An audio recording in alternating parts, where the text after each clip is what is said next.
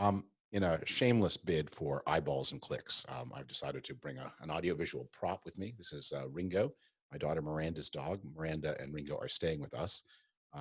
Ringo's always wanted to be in show business, and this is his chance. Say hello to everybody, Ringo.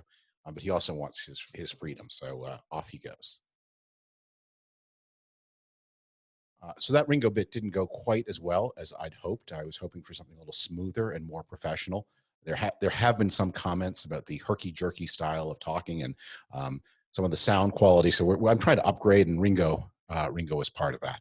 Thank you for joining. This is the fourth of a series of question and answer sessions with readers of my work at the Atlantic and in other places, and I appreciate you joining.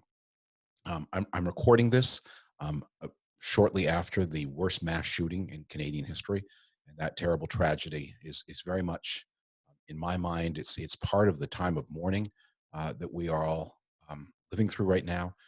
Canadians, Americans, people all over the world, we all are accumulating griefs, and that I think, for me, it is a comfort to be able to do things like this and to feel that I somehow virtually belong to a community of fellow-minded human beings, and I hope we provide some kind of that feeling to you as well, and that there's interest here, but also comfort. I want to talk about a couple of news stories first before getting to the questions. The first of the stories, one that broke just a few minutes before I began this recording, and that was a story in the Wall Street Journal that confirmed what had been rumored, that President Trump had threatened to fire Nancy Messonnier, the head of the Respiratory Disease Unit at the Centers for Disease Control, unless she stopped talking as alarmingly as she was talking. And this threat happened on February 25th of 2020, and indeed immediately after Dr. Messonnier did fall silent. And I found myself thinking about, why do people comply in these kinds of situations? Now I understand there is a special duty that people feel in this chaotic and disruptive administration, to stand by their post and do their best for fear that somebody worse will replace them. But when you're at the Centers for Disease Control, not the White House, if your organization is running properly, your deputy should be at least as qualified as you. That's one of your most important roles heading any kind of institution, is to make sure that there is someone to replace you who is at least as good as you. And if you haven't done that, you failed in your job. However well you think you've done your job, not having someone ready to succeed you is a failure. And I understand as well, look, people have private concerns, status, income, health insurance. I remember being fired from a job here in DC in 2010 over something that I wrote, and we did lose health insurance. And although obviously we're more fortunate than most people, that was a real crisis for my family, and we had to improvise a solution, and it was not easy. We had some health issues that made it not easy. We did eventually find a solution. It was expensive, so I understand and respect that concern. But compared to what other generations of Americans have had to do by way of public service, what is typically asked of affluent, educated professionals in these early decades of the 21st century is not so demanding. And although you may feel that the most important thing you can do is stay at your post, sometimes the most important thing you can do is let yourself be made an example of, to refuse to go quietly and to be fired, because your firing may make a difference, and more of a difference possibly than you yourself ever made in your career to that point. Um, I often, when I talk to people who are starting a public job, I'm one of the pieces of advice I give them is to think about the circumstances under which you'd be willing to leave or be made to leave. And when I've had friends who are in these situations, I've always advised them, you have to think about your firing as part of the job, and you have to find a way to make your firing count, to make your firing also be of service in a way that you hope your work would have been. The second bit of news are these AstroTurf protests that are springing up in various state capitals, pressing for the reopening of the American economy.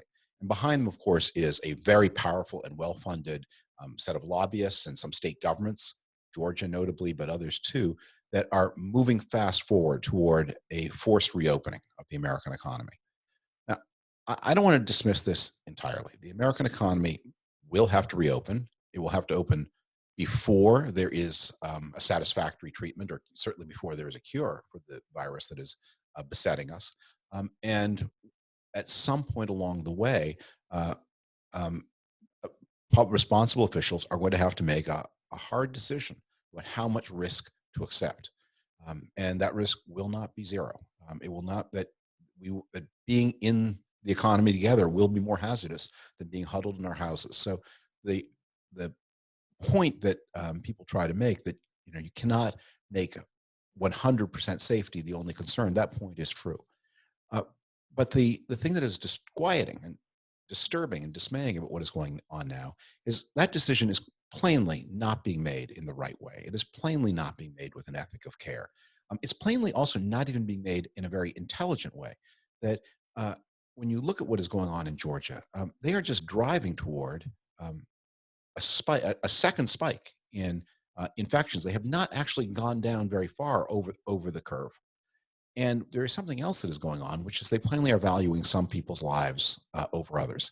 The night before I recorded this, Brian Kemp, the governor of Georgia, was on Fox News, and he gave an interview, and he tried to suggest that things weren't as dire in Georgia as they looked, because when you looked at the 800 plus deaths that the state had occurred, there had been more deaths in the small town of Athens, Georgia, than in the big city of Atlanta. So Athens apart, Georgia was in much better shape than it looked if you looked at the aggregate statistics. But of course, Athens is a predominantly African American town in a predominantly African American rural region of Georgia. And maybe this wasn't what the governor had in mind. Maybe it was. But when you listen to some of uh, the comment of those who want to press for an early opening, they do seem to be valuing some lives more than others. Senator Cornyn had a tweet about how many of the people who had died had some other pre-existing condition, hypertension or diabetes. And I think that's true, as best I know. And it does explain somewhat why the death rate for African Americans has been so much higher than it is for other people, um, other Americans. But uh, you don't get the strong feeling that all lives have an equal claim on the people who are advocating this position. And if not all American lives have an equal claim on you, you shouldn't be in a position of public responsibility. And that is what is so disturbing about the trend of the country right now.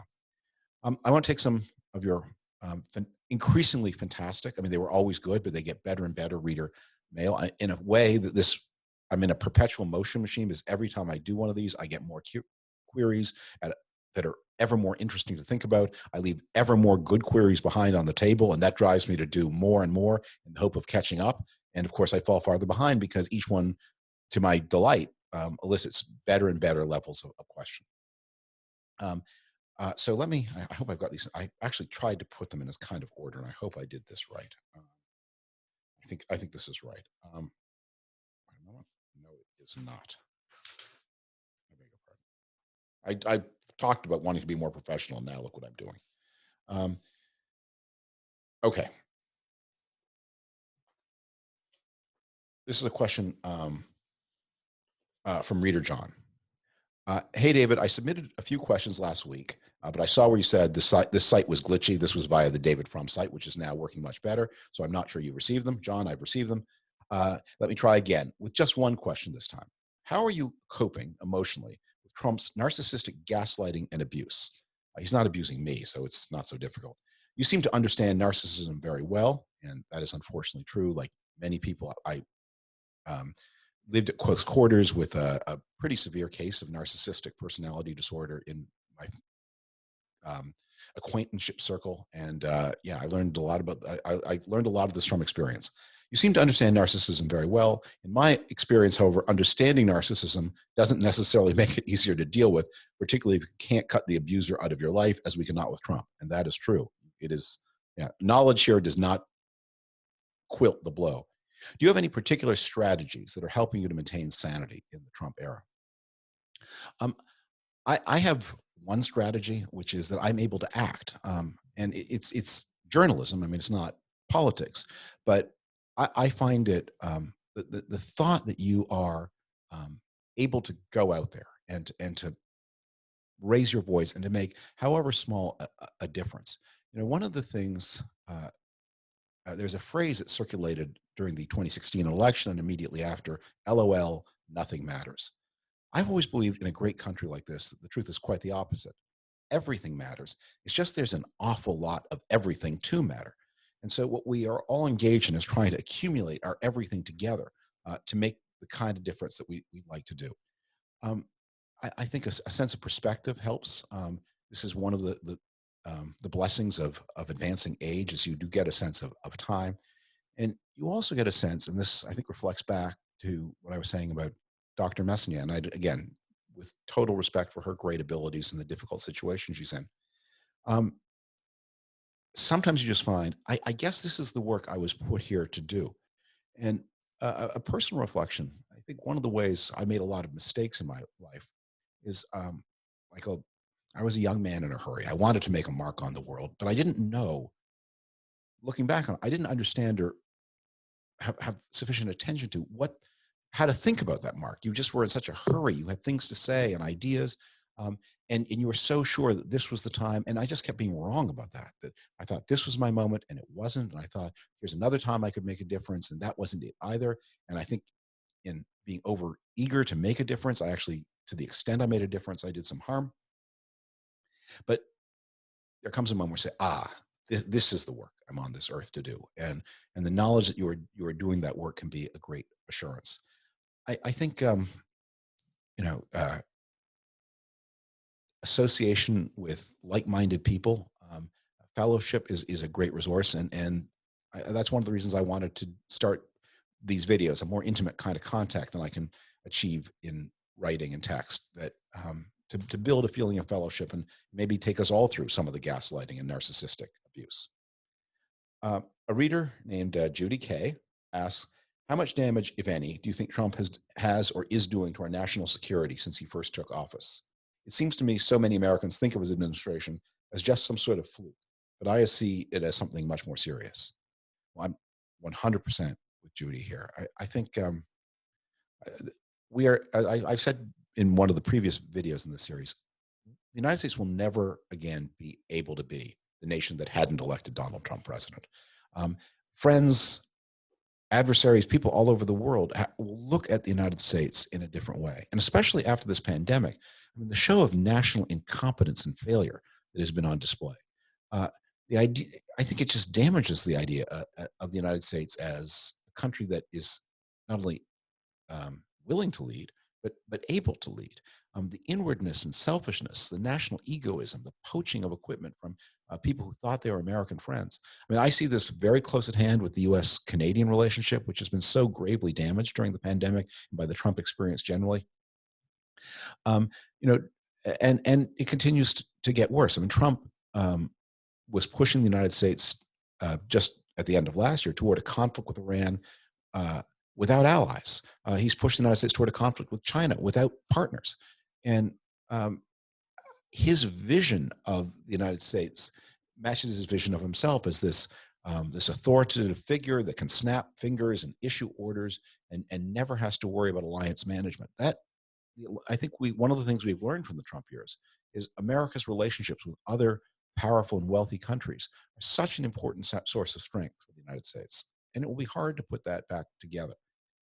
I think something else has happened in the Trump years, and this may seem kind of an out of my range of expertise point, but a decade ago when I wrote about these issues, and I wrote about them in a book in 2007, I did a little work on this when I was in the George W. Bush administration. In the 2000s, it seemed to me that one of the most important hopeful things that could happen in the 21st century was an ever-tightening partnership between the United States and India. Another democracy, another country with an inheritance of law and language derived from Great Britain, and you know, a country with a powerful and successful diaspora inside the United States, so many ties of family and friendship, and that by working more closely together, that we could strengthen the democratic idea on this earth, especially in contrast to a country like China.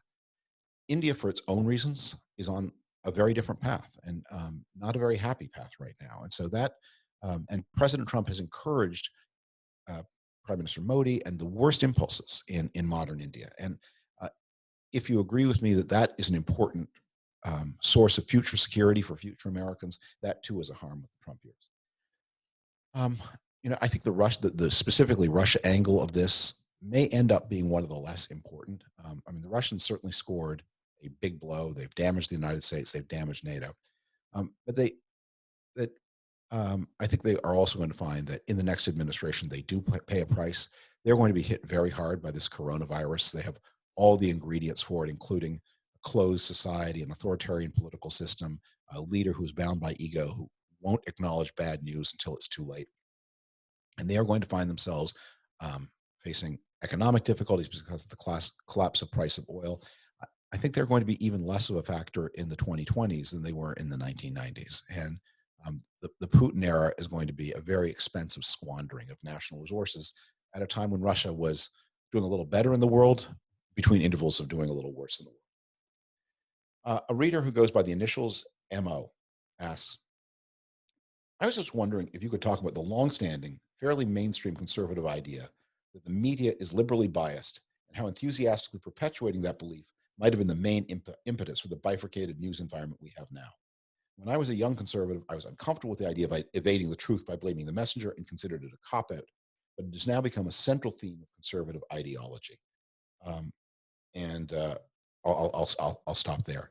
That I think is a very powerful point. I mean, I hear this a lot, and it just seems to me one of the sloppy generalizations that people make. People on Fox News, which is a media institution, will talk about the media, talking to talking as if the most powerful media institutions in the country were the CBS Evening News and the New York Times and the Washington Post. Well, far and away, the most important media institution in the country is Facebook, and runner up is YouTube, the media institution we're using right now. And then Fox News is part of that media complex, and it interacts with Facebook. I mean, Fox stories get amplified on the Facebook platform. Uh, I mean, it is true that the most admired media institutions in America, the most prestigious, like the New York Times, like the Washington Post, um, have, like the Atlantic, I hope to say, have probably most of the people there have pretty liberal politics, and they have a liberal view of the world in that they are not, I mean, in the conservative world, unless you are affirmatively committed to conservative ideology, then you're a hostile force to conservative ideology. It's that a lot of conservatism is back formed from, you know, the authoritarian sensibilities that conservatives originally were set up to oppose. Uh, and that those prestigious institutions, they are predominantly secular. They predominantly accept the cultural changes of the 1960s and 1970s. So there is a liberal tone to them. It's also true, however, that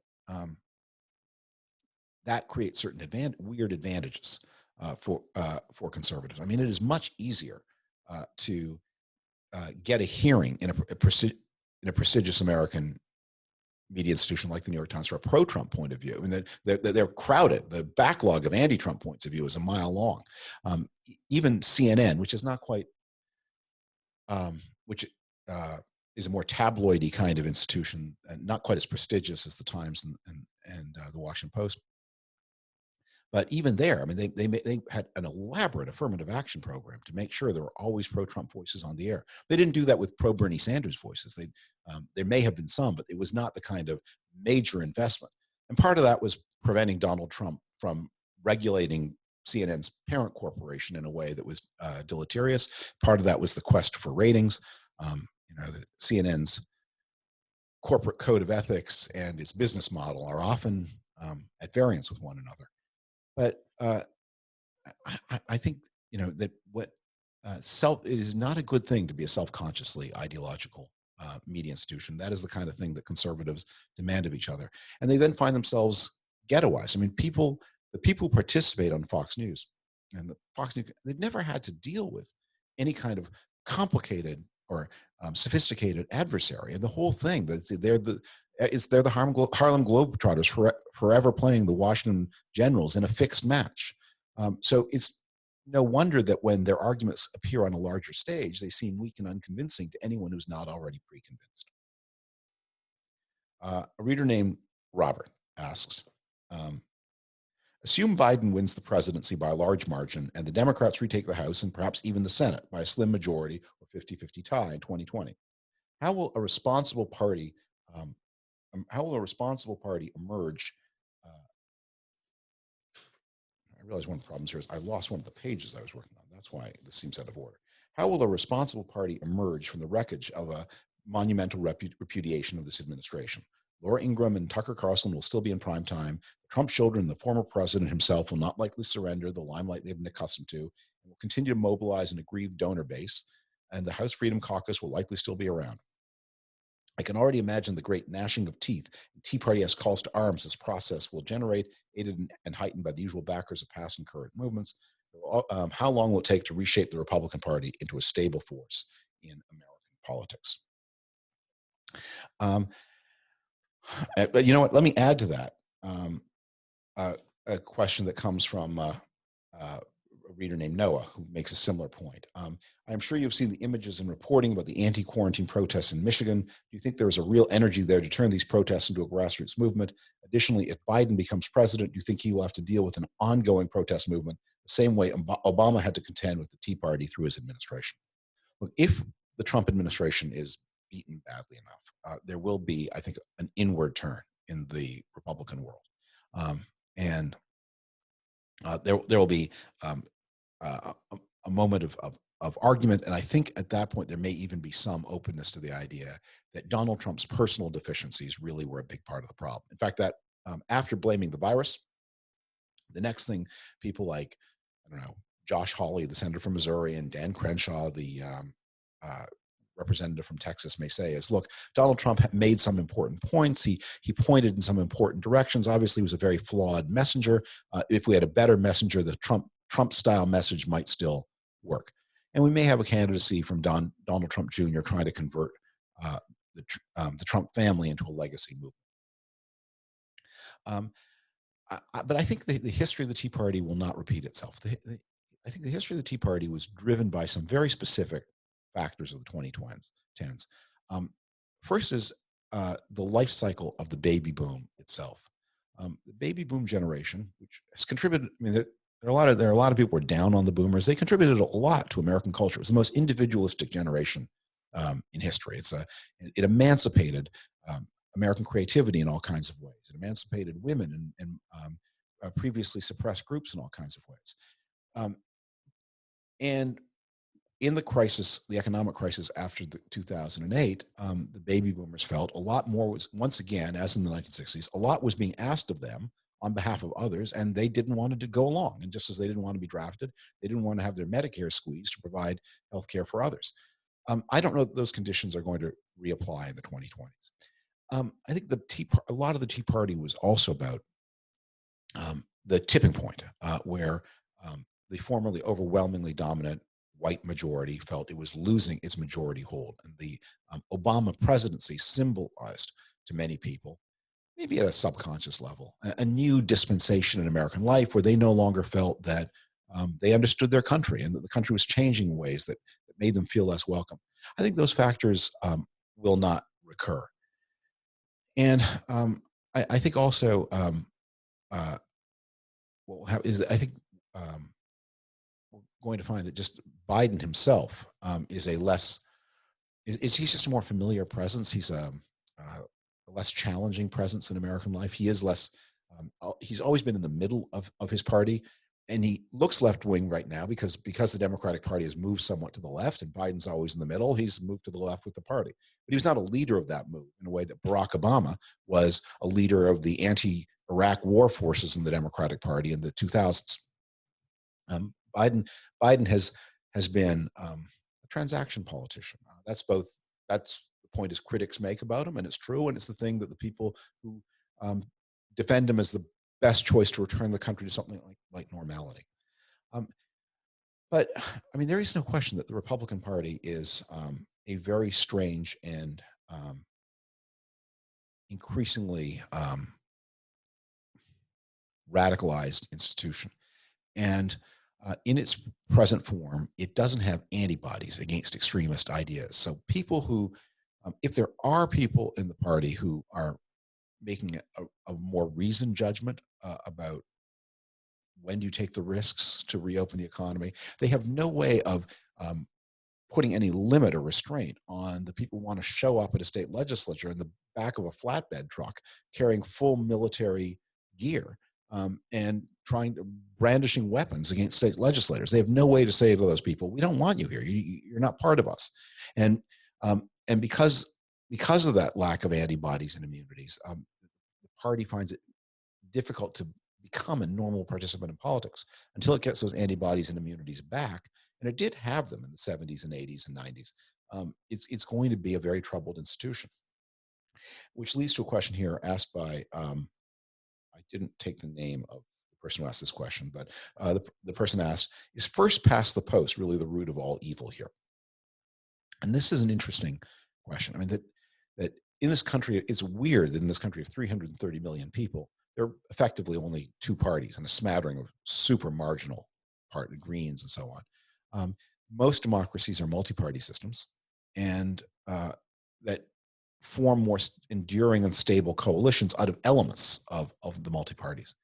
And you know that I think Lee Drutman has a new book, a political scientist named Lee Drutman, in which he suggests that with something like with some other voting system, you can imagine a 4 or 5 party system in the United States, with a green party emerging, a labor party emerging, a business-minded conservative party emerging, a nationalist-minded conservative party emerging, maybe a kind of a Sella Cord or Michael Bloomberg technocratic party emerging, and they might not have a lot of the vote, but they might be able to be a natural have more coalition partners than the others, and you can imagine something like that happening.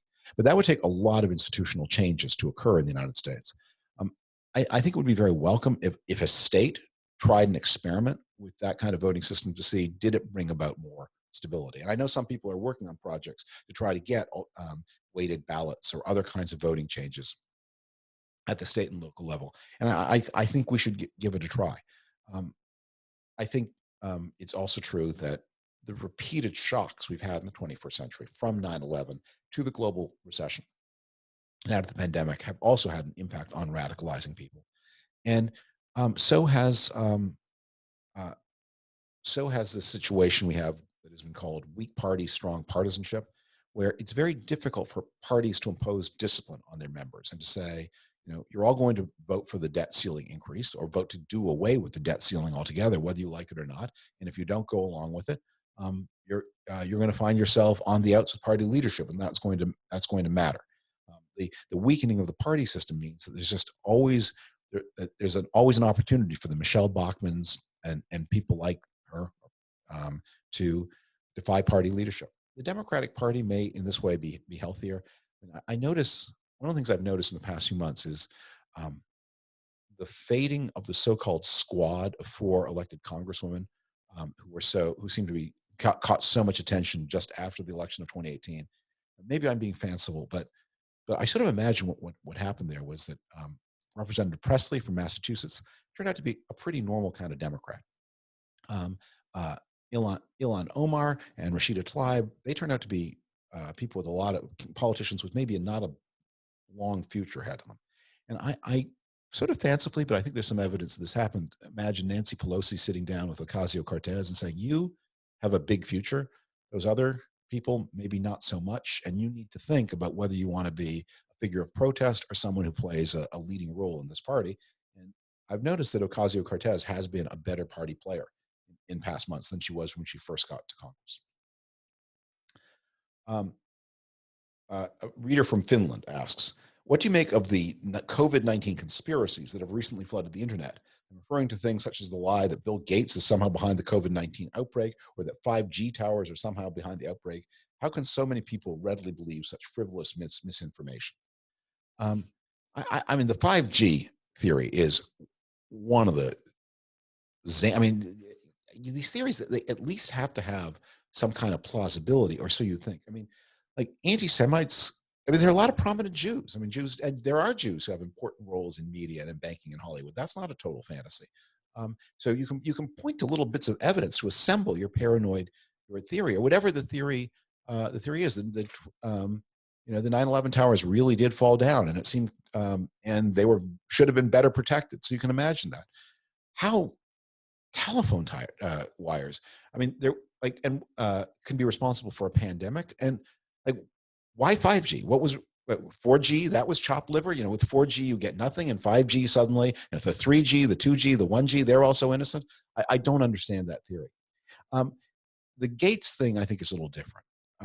That in the face of a pandemic, people who are committed to the anti-vaccination myth need to reconcile uh, their self-harming and other harming ideas with the plain medical facts in front of everybody, which is most people don't want to get sick and most people don't want to be exposed to sickness by others.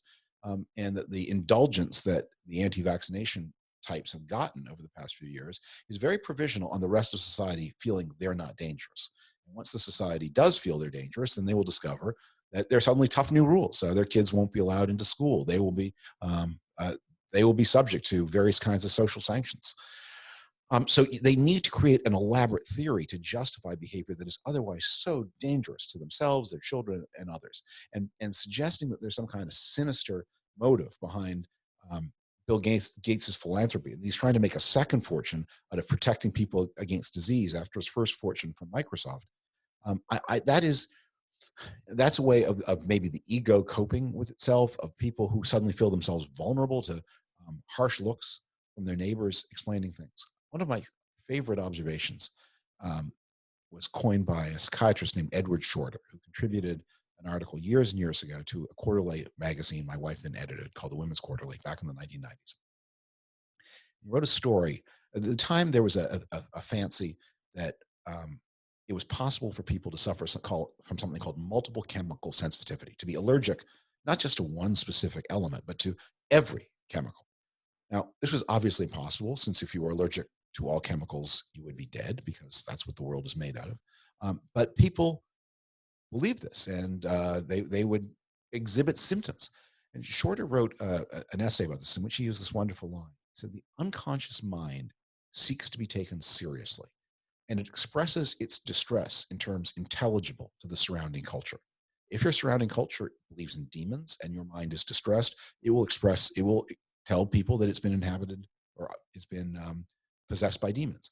If your culture doesn't believe in demons anymore, then you won't say that. You'll say something else, that you're allergic to all chemicals, in a society that values nature and thinks chemicals are harmful." And I think that's what's going on with the anti-vax movement.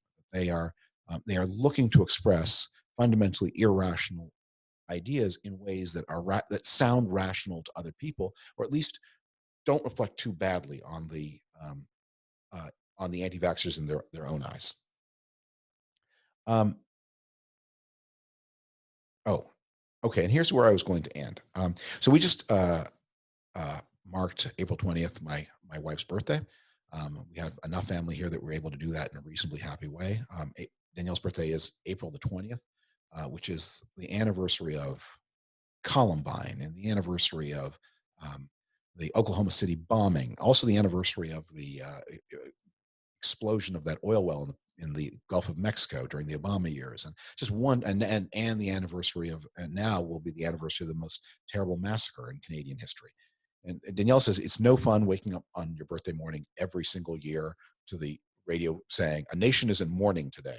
Um, but as part of getting ready for this, I've mentioned a few times that I've been working on this project of reorganizing my files and digitizing things, and I've been looking at uh, a lot of our old videos, family photographs. I've been putting them on hard drives and organizing them in new ways, and it's been a, to make a personal comment, it's been sort of an interesting experience in that Danielle and I have been married for now more than 3 decades. We met in the summer of 1987. We're married in the summer of 1988. And I realize I go through these pictures that even if you are married to the same person for as long as Danielle and I have been married, you still go through a number of marriages. I mean, you can see in these photographs that we are in a very different kind of marriage in this pre-child phase than we are in the young child phase, than in different phases. And so that sort of sets up my perspective on this last question, which is I'm going to say something that may get me into a little bit of trouble. The reader who's I don't think I have permission to use this reader's name, asked, I would like to know what you think the conservative vision for women's role in society should be. So I don't know what conservatives generally think. I'll just role in society. People's role in society should be what they want their role in society to be. But I have to say I am not on board with something you read a lot these days, which is that uh, these projects to say, how do we make gender less meaningful? How do we, um, you know, uh, reduce gender differences? Why should it be arbitrary? We should think of gender differences on analogy to race differences. And I have to say, I think gender differences are one of those things that make life not only interesting but beautiful. And the differences between men and women, they're not all biological. I use the word gender advisedly. Many of them are cultured, and many of them vary from culture to culture. But the differences have grown up in the culture we inhabit. Um, I think are part of what makes people fall in love and stay in love and form families and stay together. Um, and so I don't know. I don't have a big answer to that question, but I think men and women find their role in society in their relationship one to another, and that we should be thinking about things. And the test of, to me, of all questions about that is how do we make the conditions possible so that as many people as possible find a partner, live with that partner, and raise a family together. There is no greater source of fulfillment and happiness than that. One person's opinion. Not everyone agrees these days, and I know that we are at a time when the relationship between the sexes tends not to be working. That's a source of sadness to me, and I don't know that a society can consciously try to fix it, but to the extent a society can consciously try to fix it, I think we should try to fix it. I've talked for a long time. I'm trying to work out a halfway distance between the 30-minute mark, which some people who viewed these videos thought was too short, and the 1 hour, which I think was generally thought to be too long. So I've just tried to hit 50 minutes here. Thank you for your questions. I hope these conversations are some kind of outlet for people in these times when we're also housebound. I am grateful to you for letting me be part of your life, or to the extent when I hear from you, you make yourselves part of my life. And as I find, while there's much on the in the online world that is harsh and argumentative and unpleasant, so much of it is good. And I thank you all for being part of the good. And you've made my quarantine easier. I hope I'm making your quarantine easier too. And I look forward to talking again. Bye bye.